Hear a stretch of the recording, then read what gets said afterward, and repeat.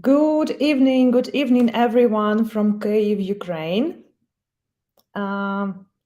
Let's check where you are watching us from. Please let me know if you can hear me well by typing a plus in the chat box. Hello, everyone who is watching us on YouTube, Facebook, and on Telegram. Please type plus in the chat box if you can hear me well. All right, great. I can see some people typing pluses, great. All right, so my name is Yulia Chorna, and I'm a marketing specialist at Great Education Center and the project manager at Great University. And we are from Kyiv, Ukraine. We can see some people from Mykolaiv, currently in Bucharest. All right, please let me know what country or city or town you are watching us from. And let's see how many nice people we have here. All right. Latvia, great. We have so many teachers with us today. Any other places?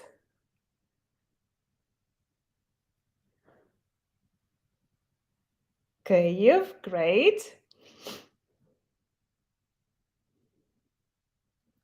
Algeria. Hello, Algeria.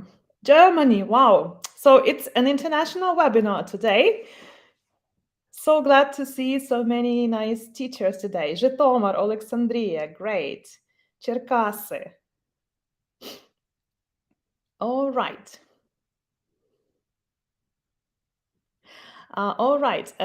We hope that air raid sirens will not interrupt our webinar today, right? And teachers, they are always at the front line, especially the Ukrainian teachers right now, and teachers from different countries. And with us today is Irena Avalishvili, the speaker of today's webinar. Hello, Irena. Hello, Yulia. Yeah, hello, nice to see you.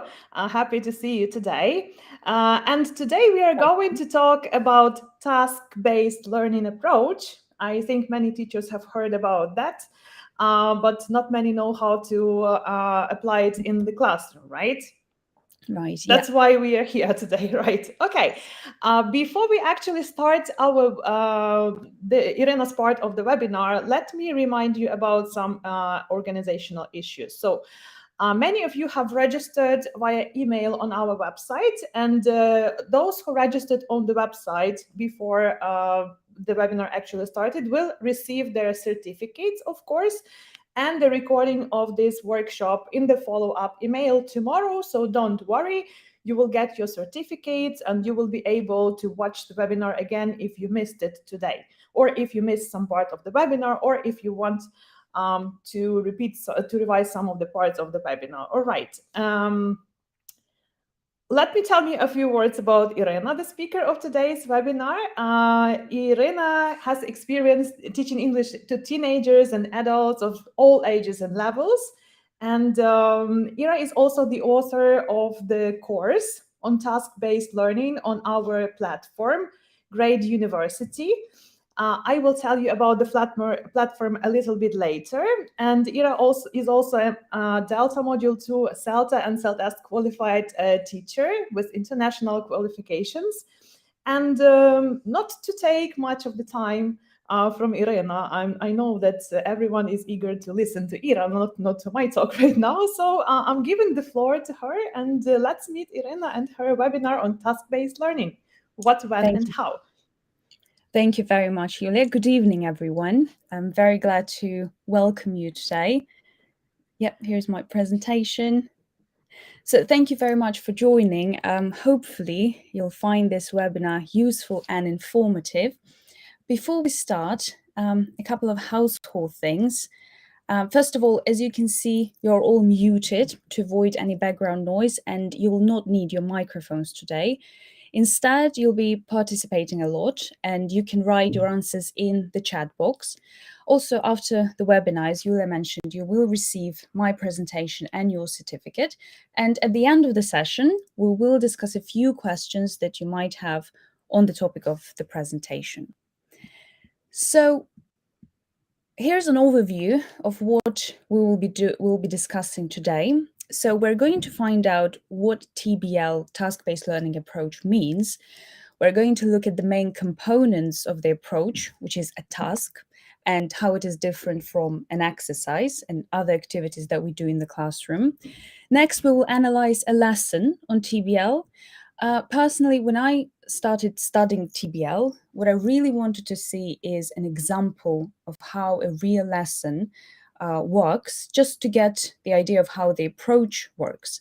So we'll take a glimpse into what was happening in one of my lessons recently, just for you to visualize every stage of TBL. Finally, we will look at the principles behind the approach, just to understand why we can take it into the class, why we need to do it, and how it is different from other things that we do in our lessons. So that's the plan for today. And before we start, just for us to get started, let's find out if you use TBL and if there is anything you'd like to know more about TBL, just to start using it regularly in your classrooms. So do you use TBL? If yes, how often? What would you like to know more about TBL to start using it in your lessons? So could you please type your answers in the chat box?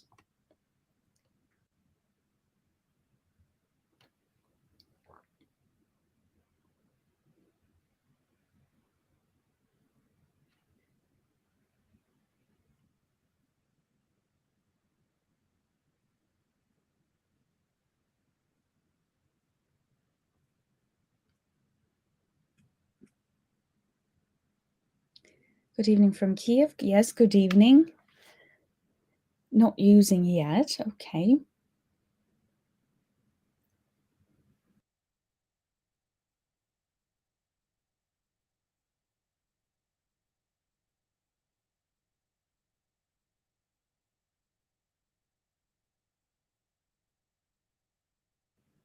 Okay, you can see some answers not using yet. No. Any other ideas? If you use it, how often? If you're not using it, what would you like to know more? Well, that's an interesting comment. I'm not sure whether I use it or not, and if I do, am I doing it the right way? Yeah, that's a good question. Used rarely? Okay, no. Okay, thank you very much. So let's start with the basic things. So what you already know about TBL, how do you understand the approach? Anything in particular you associate this approach with? Any associations that come to your mind when you hear task-based learning? So what are your thoughts about it? You can type just keywords for me. Okay, some people are actually using it. Interactive tasks. That's one word. So it's the task that is given at the beginning and at the end of the lesson after the explanation. Some tasks, lots of speaking. Okay, interesting. Speaking lesson. Yeah, I will comment on that a bit later if task-based learning is only about speaking. Learning gained through experience. That's a brilliant comment. Okay. Productivity, brainstorming tasks, lovely.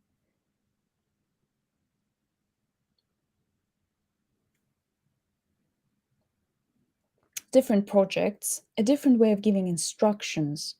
Yeah, a different way of teaching maybe as well. Speaking tasks. All right. I see. Thank you very much. So I got the idea of what you already know about TBL. In order to understand TBL better, we can find a parallel between learning how to swim or learning how to ride a bicycle. Can you recall the time you were learning how to swim or how to ride a bicycle? Did you learn any theory before it, or you just learned it by doing? So what did you do? Any theory or just learning by doing?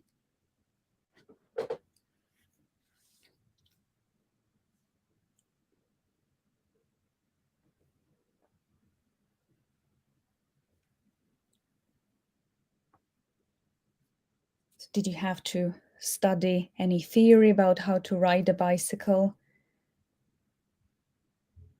Some theory, a little bit, maybe for swimming. Just learned by doing it. Yeah, you just start, by doing altogether. No theory, just in the process, exactly. So similarly, as riding a bicycle or swimming, learning a language at its core is learning a new skill. We always should remember that language is a skill. It's not just a school subject. And just like any other skill, like playing the piano or swimming, for instance, you learn it by doing. So the sooner you start doing it, the better. Well, in contrast, just studying swimming theory or reading a book about swimming techniques probably won't help as quickly and as efficiently as possible. So in TBL, it is believed that language is studied by using it in real communication, not just studying about the language. And let me open this slide. So, very briefly, TBL is an approach to language education in which students are given functional tasks that invite them to focus primarily on meaning exchange and to use language for real-world non-linguistic purposes. So the key points in these definitions is that we have tasks, meaning exchange, which means communication to convey ideas, and doing all of that not for rote memorization or just for mechanical repetition, but for the purposes that reflect real-world activities, something that our students do outside the classroom. So therefore, as a result of this view, how do you think a TBL syllabus and program will look like? What will be at the core of the syllables? Grammar rules and particular words like second conditional vocabulary, or tasks with the focus on real purposes and situations like making suggestions, planning a trip, writing a complaint, arriving at a solution. So what do you think? Is it 1 or 2?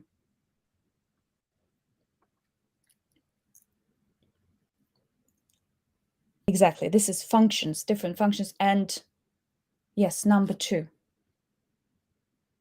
The second option. Exactly. So the focus of the TBL approach is the tasks that students do in the classroom, and most importantly, the tasks they will need to perform outside of the classroom in the real world.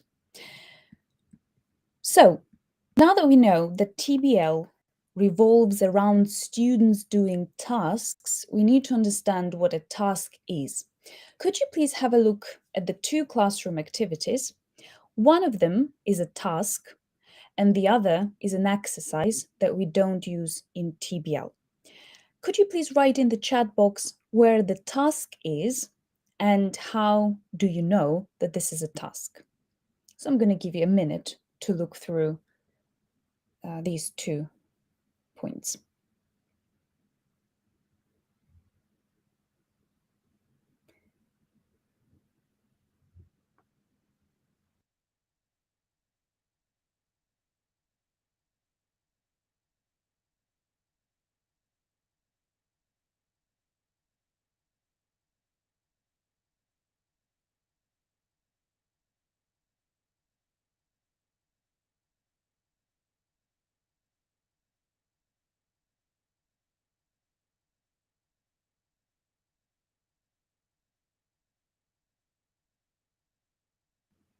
Okay, I can see some answers. Number 2, you think is a task.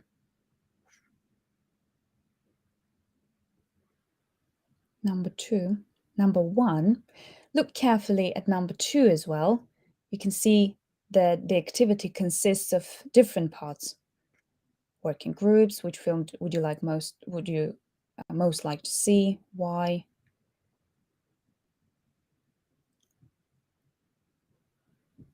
To real life purpose, number 2. Okay, number 1. So we have different answers. Let's have a look at the correct one. So actually, number 1 is a task, and number 2, what in TBL we call exercise. And it's important to understand the difference between the 2.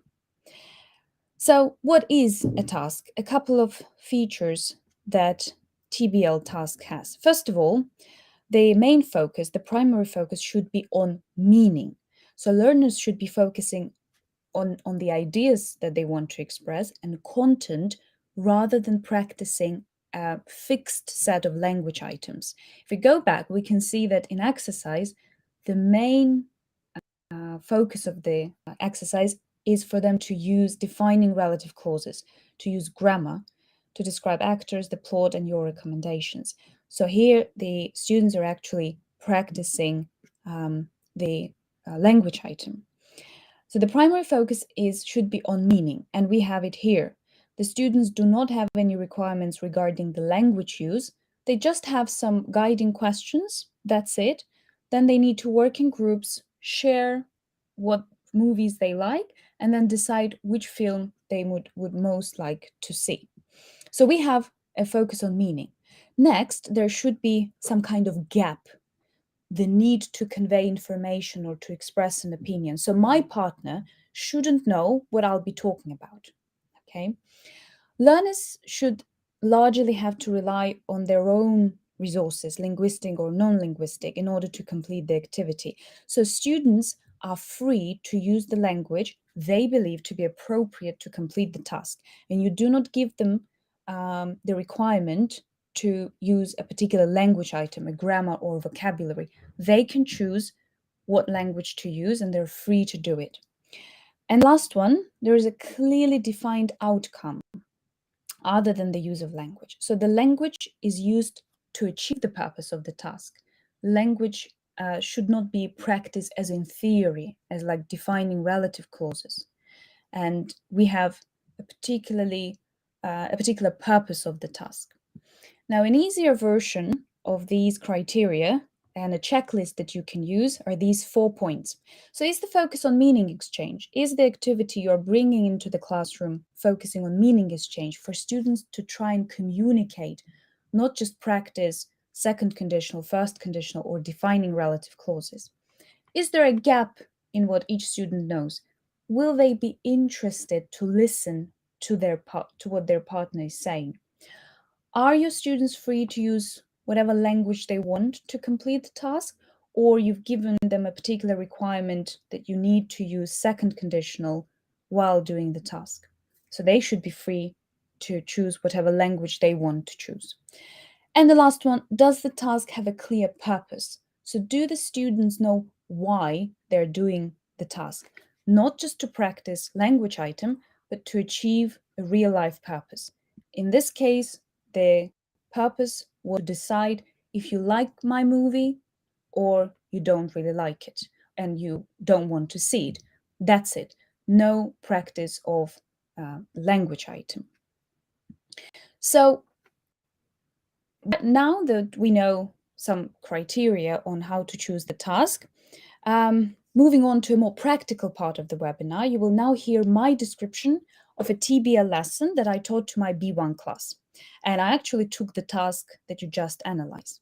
So listen to my presentation, to my description of the lesson, and while listening, decide first how many stages I have in my TBL lesson and the names of these stages. Okay, so let's start with the first one. So the topic of my lesson was sharing a movie review. So we start with a pre-task stage. Firstly, I let students brainstorm the parts of the review, and I elicited some different genres of movies. As you can see, I clarified some vocabulary that they didn't know, like plot means the story, characters, actors, directors, drama, sci-fi. So I just elicited what kind of language they know, what they know about movies reviews in general. After that, their task was to tell their partners about their favorite movie and make them interested in it so that their partners would like to watch it as well. I gave them 10 minutes to prepare the review, and I told them they can make some notes, but they shouldn't write full sentences. I also told them that here is a website for you where you can find some basic information about your movie. So I gave them 10 minutes to prepare. And then when they were ready with their reviews, I introduced a task stage. And I said, now join your group and share your reviews.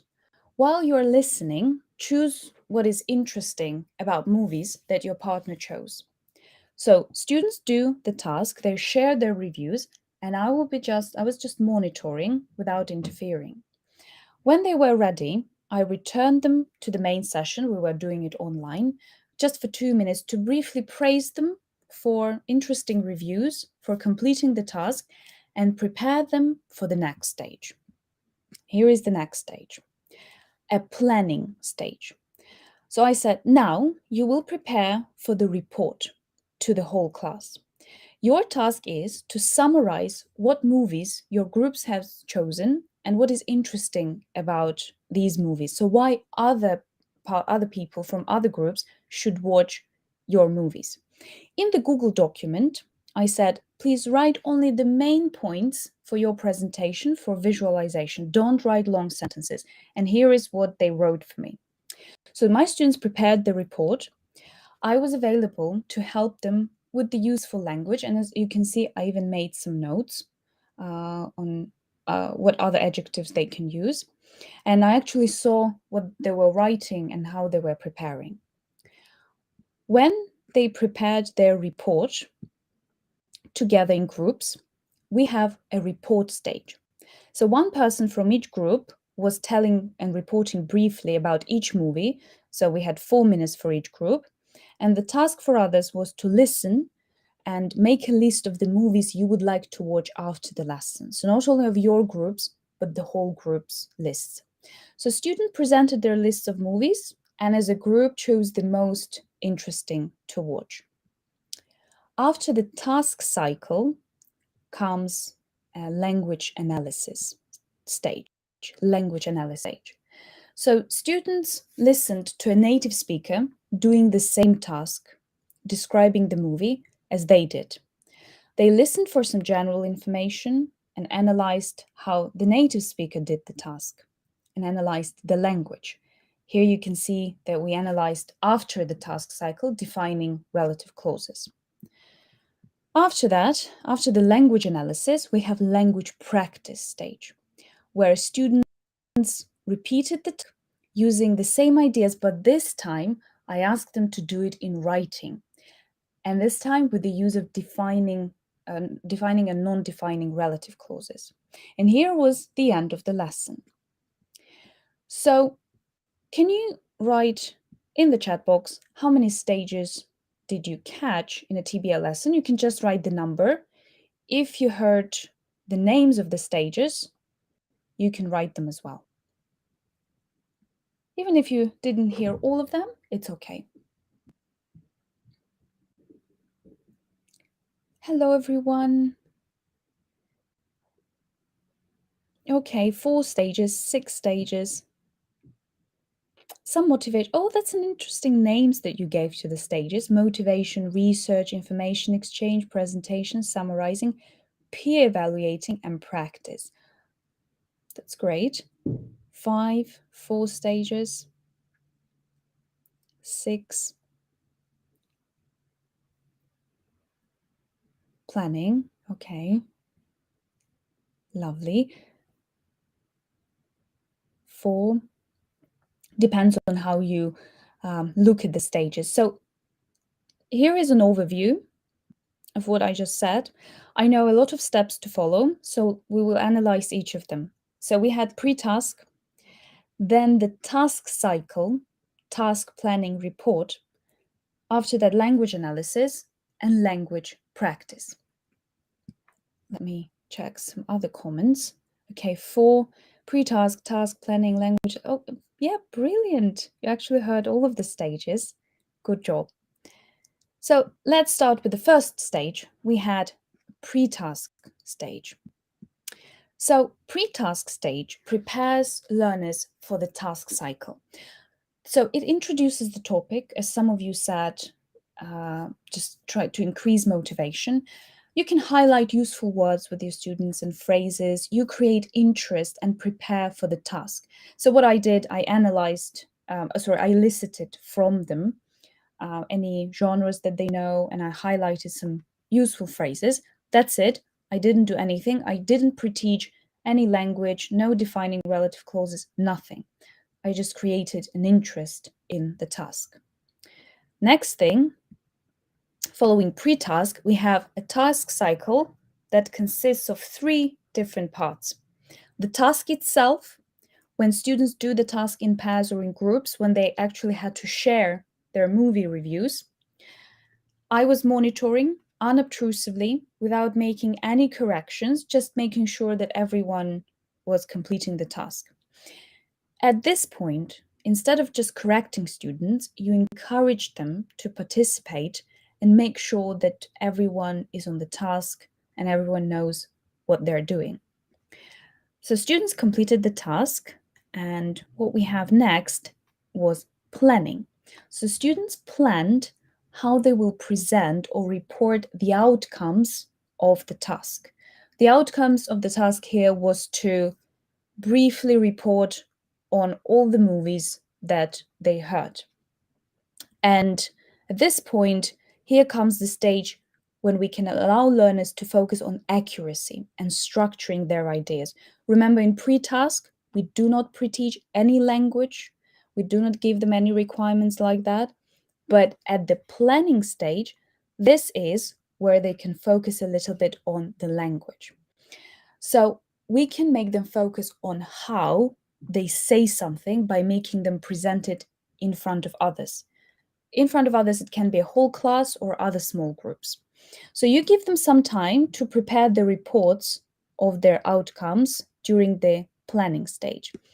You let them know that right now you're here to help them with any language that they want, or alternatively, they can use their students' books, the internet, or dictionaries. So your role at this point is like a language advisor.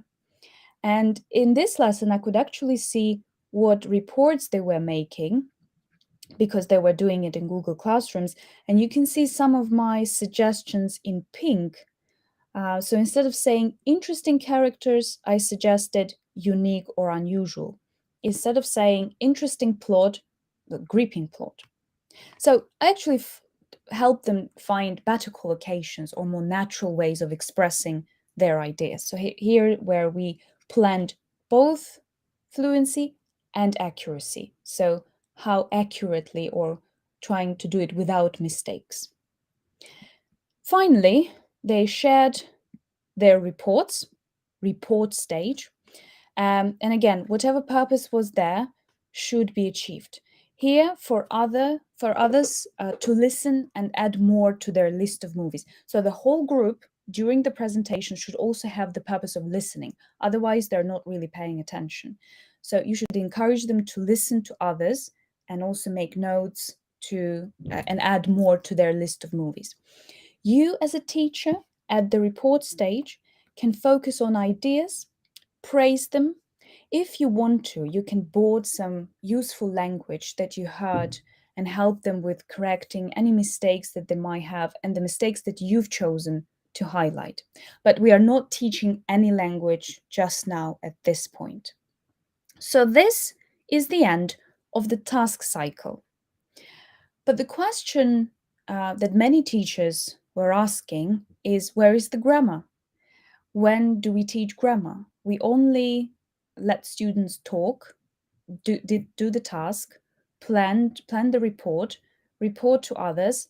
Okay, we gave some feedback, but what else? What else do we do? Where is more like explicit language teaching? And this is what the students actually, many students expect us to do. So the explicit focus on the language comes after the task, not before it, not at the pre-task stage, not here, or here. It comes a bit later, and it comes after the students completed the task. So here we have language analysis stage, and you can give students different activities that you give them during grammar presentation to notice the language or vocabulary or analyze the features. For example, here I gave students the script of the listening, of the recording of a native speaker that did the same task as them. So we analyzed relative clauses, who, which, that, defining, non-defining. We analyzed meaning, the pronunciation, the form of the structure, and I answered any questions that they might have. So we actually did a usual language presentation stage. So here you can alternatively, instead of teaching them grammar, you can ask them to look at the website that they used for their ideas for the movie reviews and find vocabulary like the synonyms to the phrases I love or I recommend. So that will be like a more a focus on vocabulary.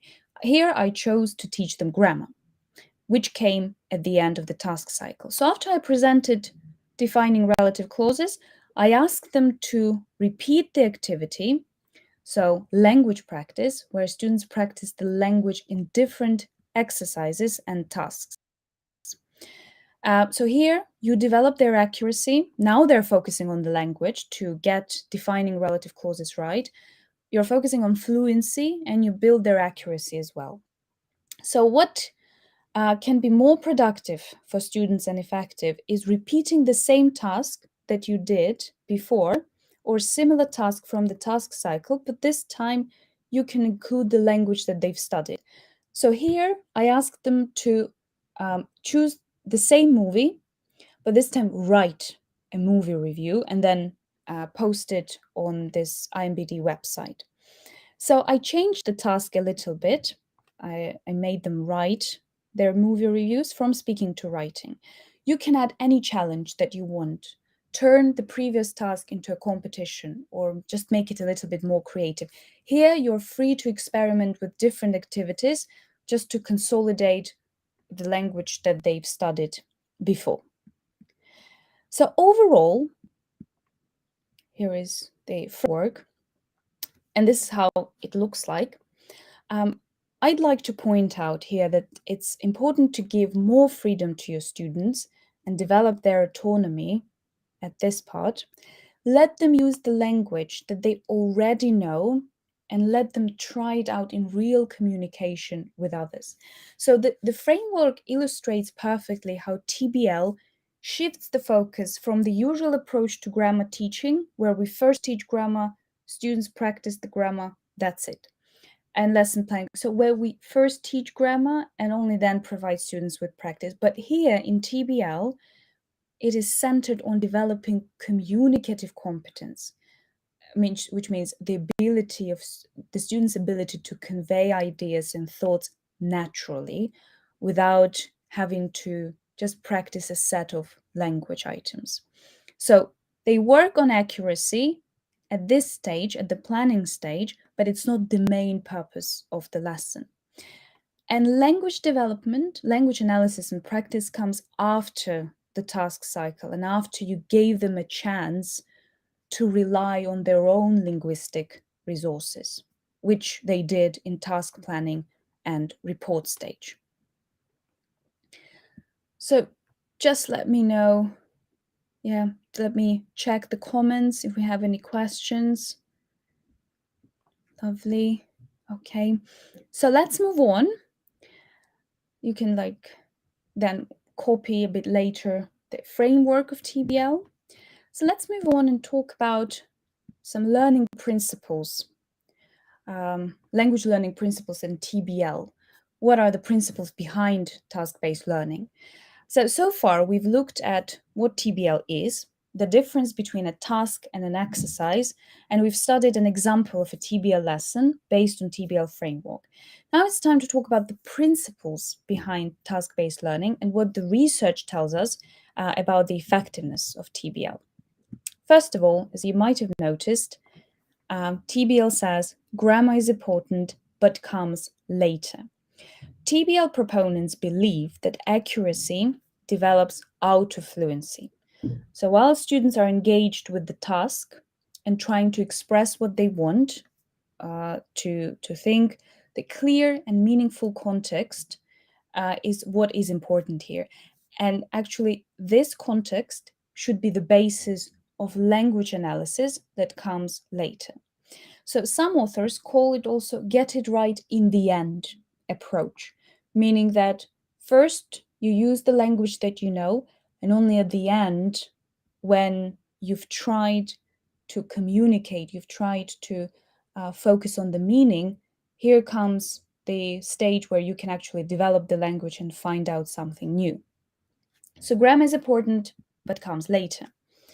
The second principle, student-centered lessons. Actually, TBL allows you to make your lessons very student-centered.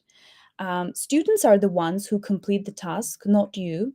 Students are the ones who plan the presentation, report stage, and they're the ones who report to others. They work on tasks that are relevant for them and they can find useful to perform in real life situations. For example, writing a business plan and presenting it to others is relevant for ESP students who are maybe businessmen, but it may be irrelevant for general English classes. So you choose what tasks are relevant for your particular classroom. The last principle is task achievement increases motivation.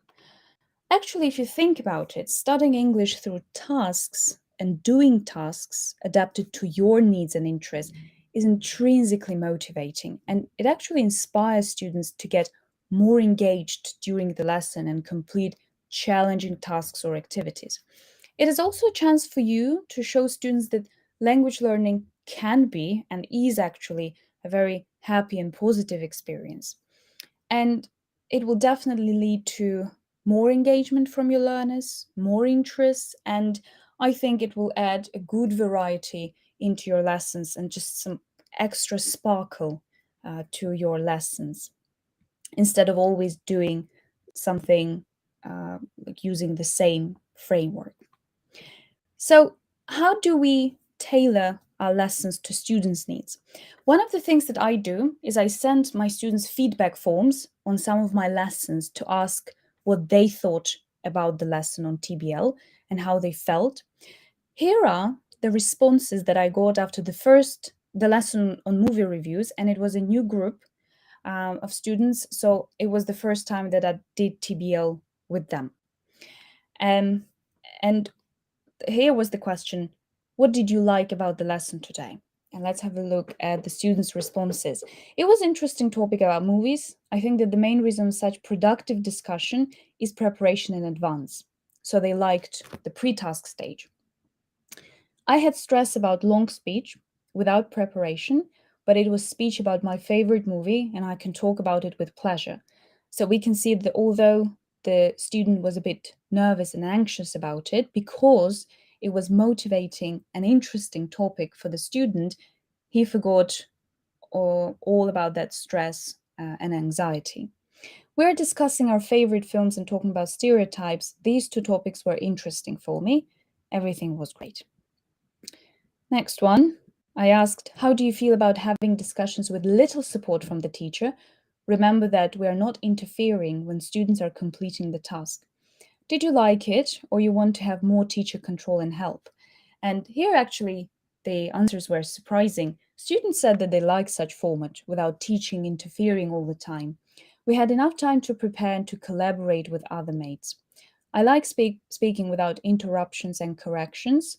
It gives me a chance to speak more fluently. But after discussion, I'd like to hear, is it okay or not? So point on some problems and terrible mistakes.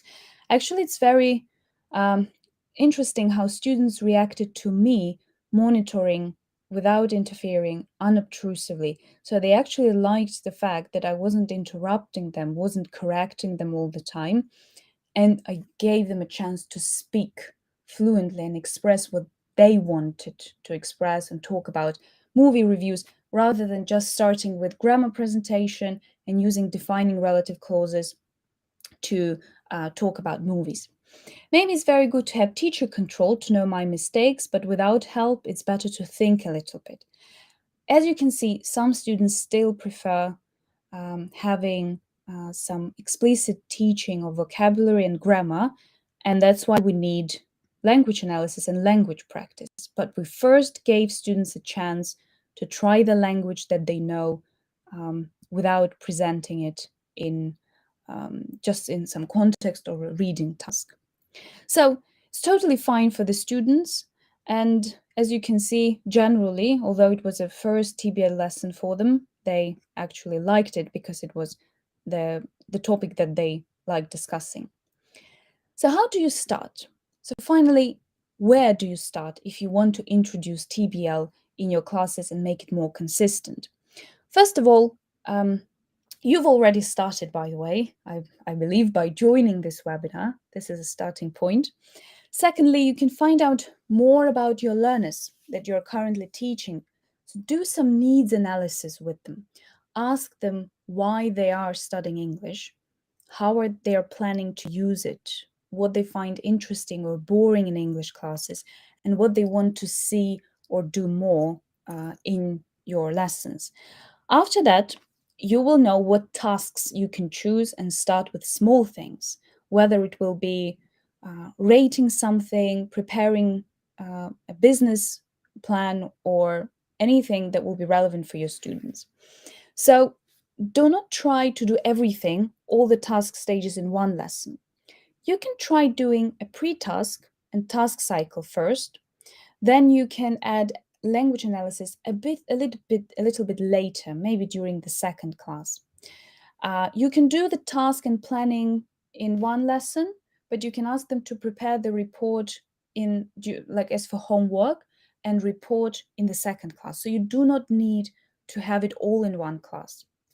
So next, what else can you do apart from doing needs analysis and relevant tasks as a teacher? You can do some background reading. And I've prepared a list of books with plenty of ideas on different task types and TBL framework. So you can actually check and like take these activities like tomorrow. Alternatively, you can take our TBL course on Great University platform. In this course, as an author, I made sure that you receive information in manageable chunks.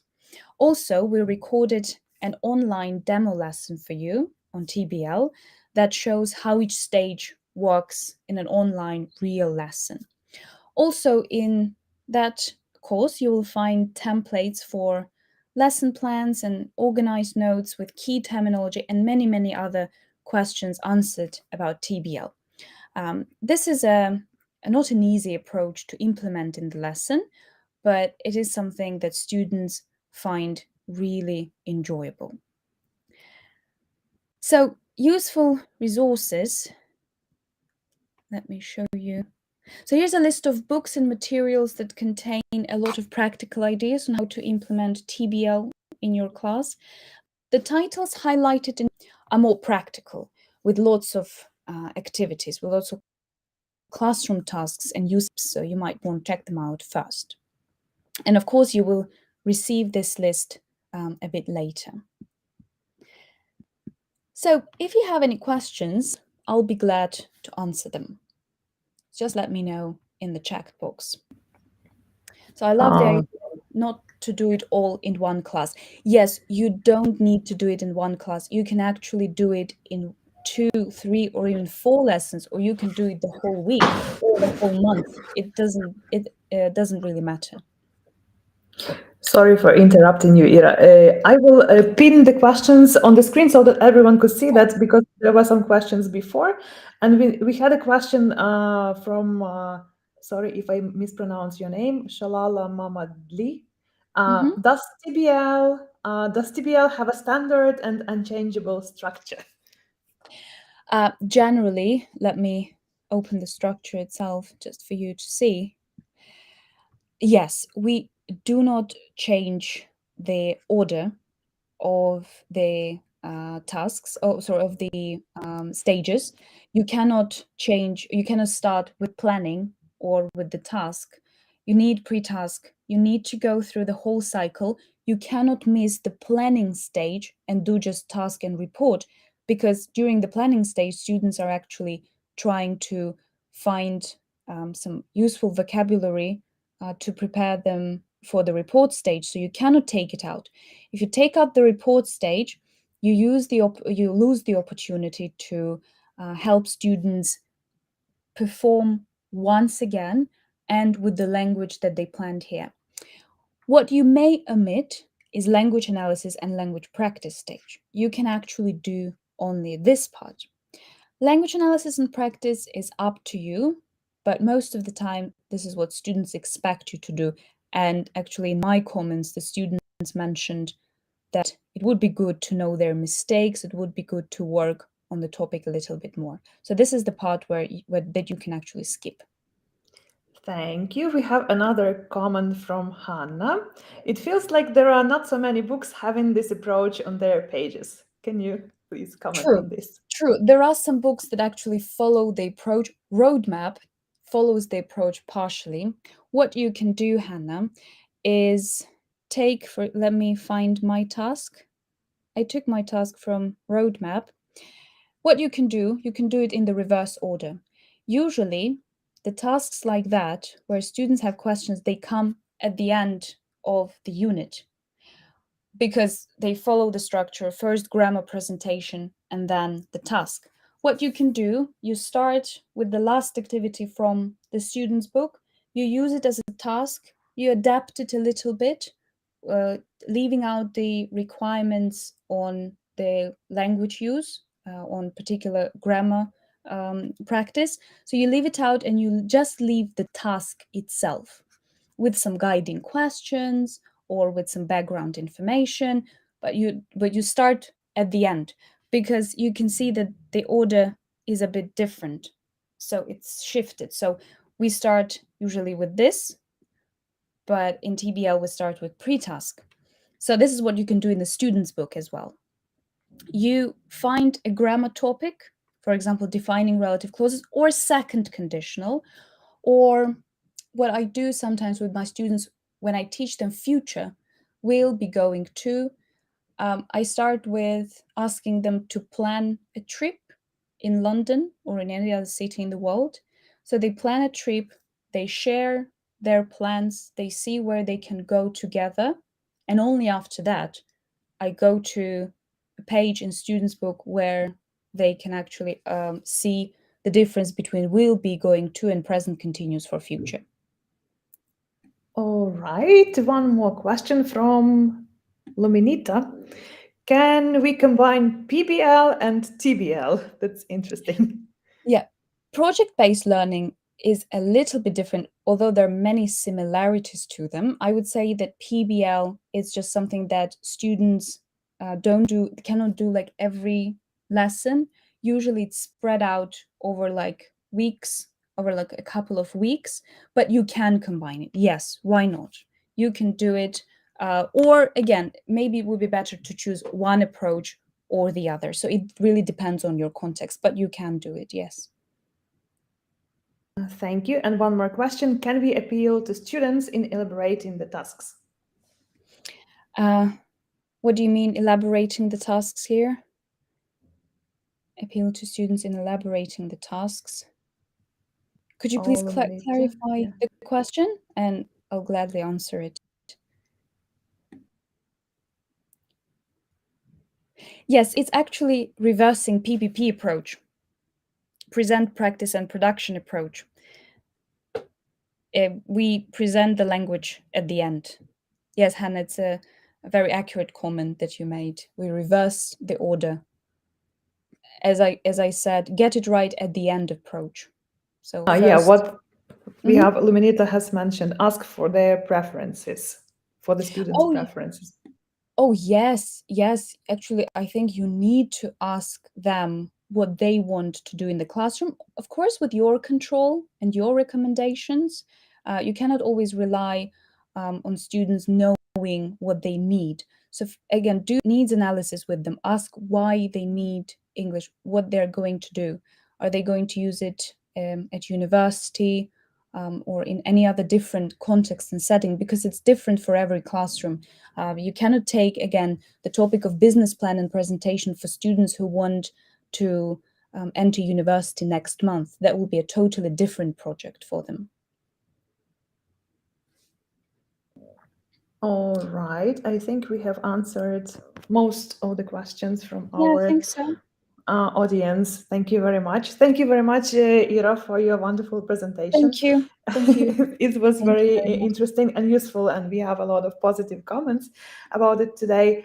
Let me also remind you, dear teachers, that there was a question about the recording and the certificate. So all of you who have registered on our website will sure get their certificates tomorrow. So don't forget to check your emails for spam and promotions. It usually drops there.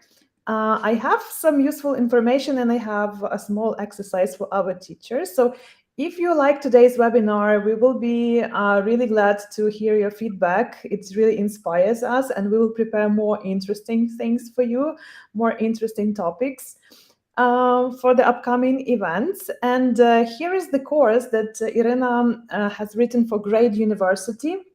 If you scan the QR code, it will take you to the task-based learning course on our online platform. It's fully self-study and it has free demo units. And as a person who also worked on uploading the course to the platform, I can say that it's very detailed and it's very useful. And if you want to know how to apply TBL in your classroom, you should definitely take the course that Irena has written for you.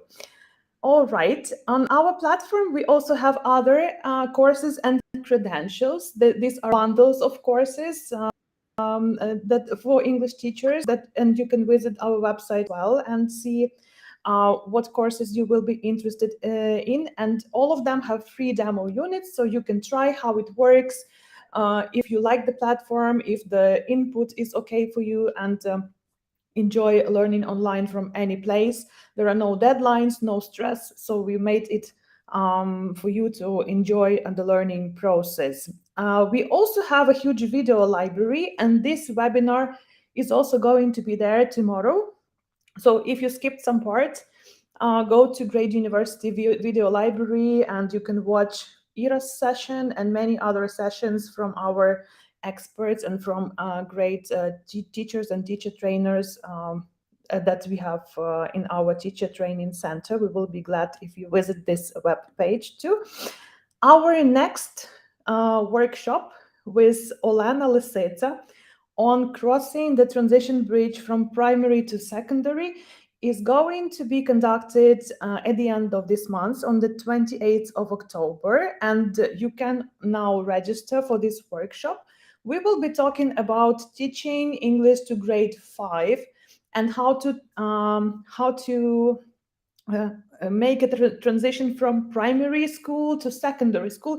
And this workshop will be especially useful for those teachers who work with the new Ukrainian school, because this year we have grade 5, which is learning, and we are teaching them for the first time, actually. And there are some new things that you should know, and it will be especially useful for you too.